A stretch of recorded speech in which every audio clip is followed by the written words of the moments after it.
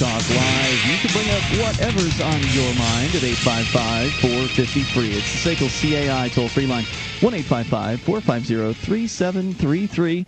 It is an unusual edition of Free Talk Live, and it will be for the entire week. We are just kicking off the 2012 Porcupine Freedom Festival, and I'm so excited to be here. It's great to be back at Rogers Campground. And we do have a special guest here on microphone number 3 tonight. He is an author. Boston Tea Party is the pseudonym, but I don't know if you want to use your real name on the air, so we'll just call you Boston Tea Party. That's fine, yeah. And I've actually read your books. Nom de plume, pseudonyms for like bank robbers and stuff.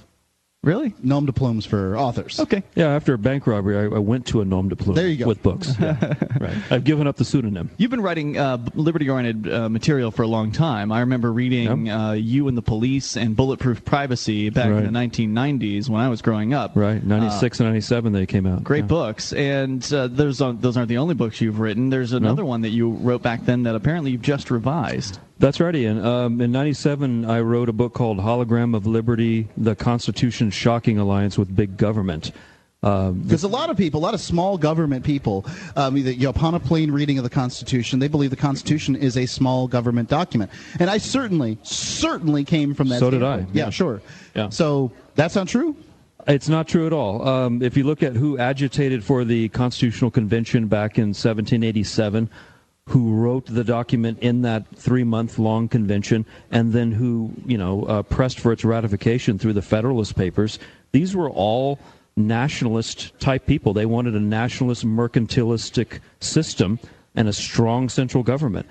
But they knew that half the people... Madison, Jay, Hamilton? Absolutely. Hamilton in particular. Mm-hmm. Yeah. Sure. Washington, and they got themselves all lathered up over the Shays Rebellion, which was a creditor, a revolt in Massachusetts. Mm-hmm. So they knew the people of the day, at least half or more than half. You mean the rebellion like the rebellion that they had just led?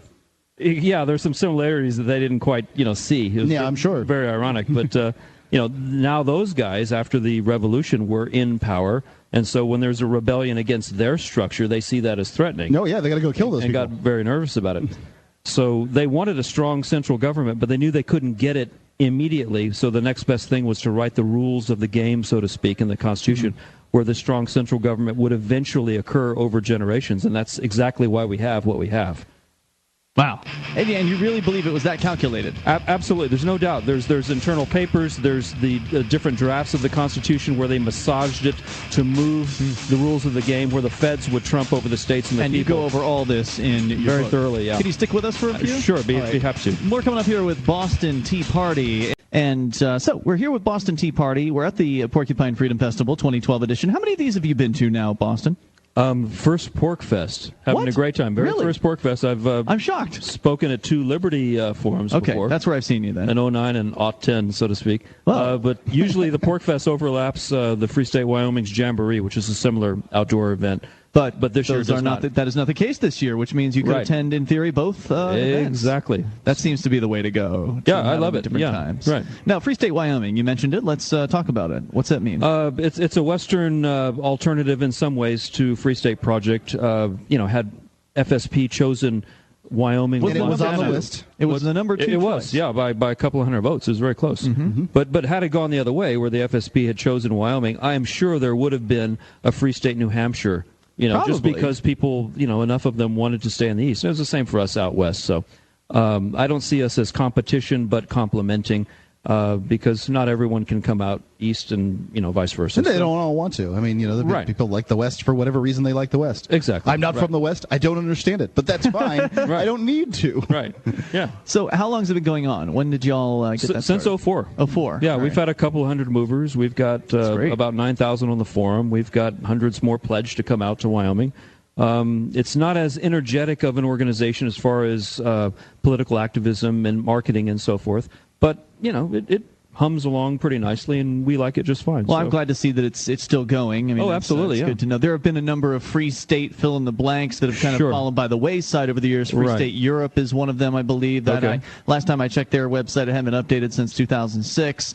There was the Free State, there was this Free Southeast project, which hasn't done a damn thing since their I saw something on their forums, but they're certainly not as far along. They have forums now? Last I looked, they didn't even have a website. The Facebook. Yeah, well, the last I heard from them, they were going to have a website, like, when they first created their Facebook page. I said, well, when's the website coming? We're working on it. Well, apparently they're still working on it. Yeah, it's a website. Right. If I want to put a website up, I talk to my tech guy, Michael Hampton. I say, hey, man, I need to get a new WordPress blog up. He has it up for me, within 24 hours. You could have one with... I've got it configured within the next 24 hours. Plainboards.com. You could just go and...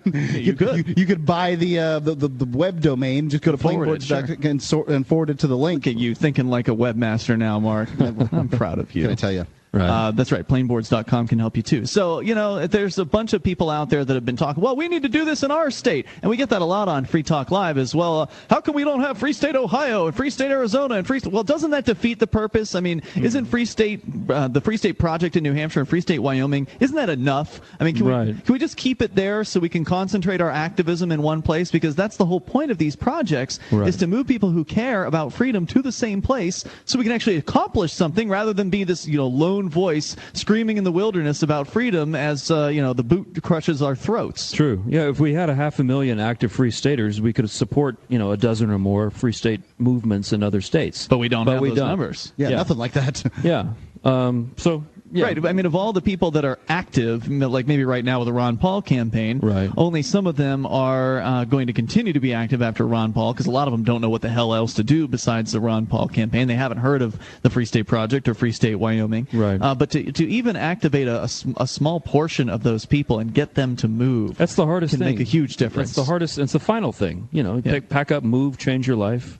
New job, new business. It's a huge commitment. It is a big commitment. It's the ultimate. What else? What more could someone do? But with the way the housing market's been over the last 5 or 6 years, it's a very difficult situation. Yeah. When the prices were just going up, it's like, oh yeah, well I'll sell this one, I'll buy another one, it'll keep going up. But then it crashes, so you're invested, you're upside down, you don't want to leave. Yep. And then you buy one and you're stuck, and it's much more difficult. It's much more of a commitment. Right. That's true. So freestatewyoming.org is where folks can go to learn more about the Free State Wyoming movement. And, of course, our friends Michael Dean and Nima Vidadi from the Freedom Fiends. Right. Michael Dean is based out of Casper. So he's an FSW, valued member and a very interesting guy, and we loved having him out there. Fantastic. So is it at Free State Wyoming or FSW? Is that Free State Wyoming or Free State West? Free State Wyoming. Okay. .org. From there, our forum has a bounce link, and most of the action is on the forum versus the website. Our website's pretty stale, like a flyer. Yeah. Basically pointing towards the forum.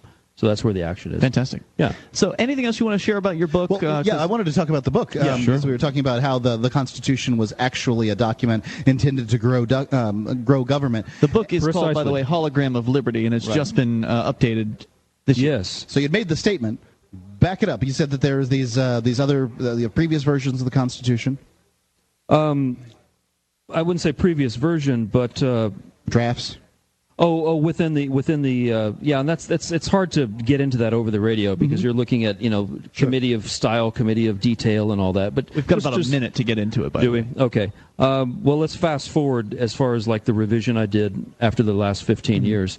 I predicted back in '97 there would be real 10th Amendment friction and challenges between the states and the federal government. We're seeing that right now with the Firearm Freedoms Acts, especially with Obamacare that Supreme Court is going to rule on at the end of the month and all that. So we're at a real crossroads coming up with, can the states maintain any form of federalism and Republican government under the Constitution, or is the Supreme Court going to allow the federal government just to run totally and finally roughshod over this titular, limitation on the feds? And I'd bet on the latter. I would too. I'm forecasting a 5-4 decision upholding the individual mandate in Obamacare, and therefore the rest of the package. Well, I think Kennedy will swing over that way. Now, we recently read an article that said that 25%, 24% of the people think that the states don't have the right to secede.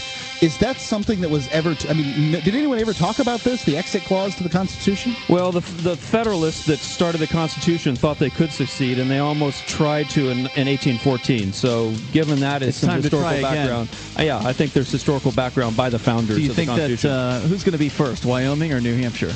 I think Wyoming or Montana has the edge in a secessionist I hope you do it, man. Yeah. We'll follow suit. We're wrapping up this episode live from the Porcupine Freedom Festival 2012 edition. Go to porcfest.com, porcfest.com. We will return tomorrow night. You can join us online in the meantime, of course, over at freetalklive.com. Thanks for coming, everybody.